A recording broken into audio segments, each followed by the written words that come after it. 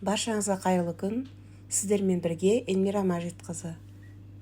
Бүгінгі кешкі асқа тұздалмаған сиыр етінен өте дәмді сорпа дайындайтын боламыз. Және сорпаға өте ерекше кеспе қосатын боламын. Алдымен қазанға салқын суды құйып, еттерін жуып салып, бір қайнатып алдым.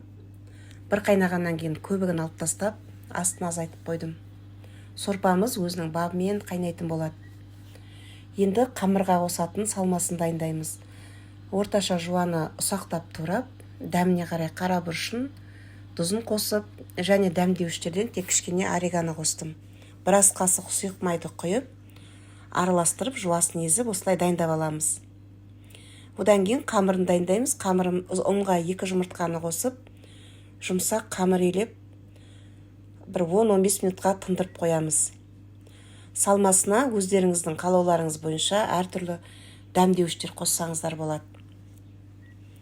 Қамырымыз тынып жатыр. Енді қайнап жатқан сорпаға картоп пен сәбізін салып, араластырып, тағы да қайнатамыз.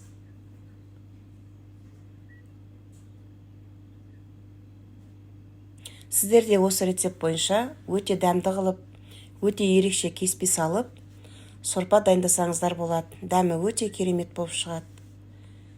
Нанымыз дайын. Енді еттің нанын жайғандай қылып, ұнды сеуіп отырып, өте жұқа нан жаямыз.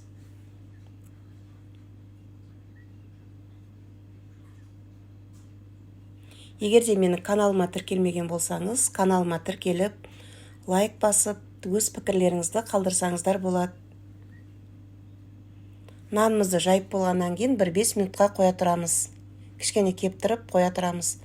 Одан кейін дайындап қойған салмасын салып, нанымыздың бетіне барлығын бір тегіс қылып жайып шығамыз.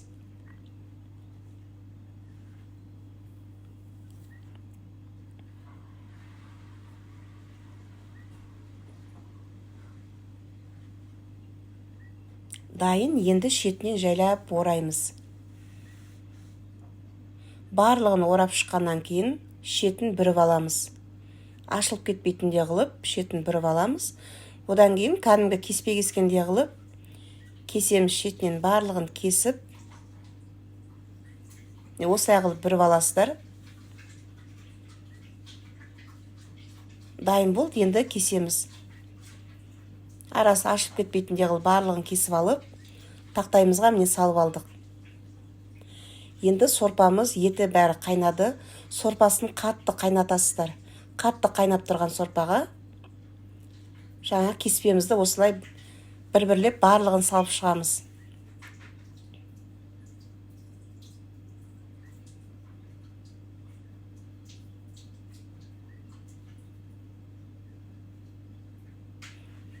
Қайнап тұрған сорпаға осылай барлығын саламыз. Бір 10 минуттай қайнатып аласыздар.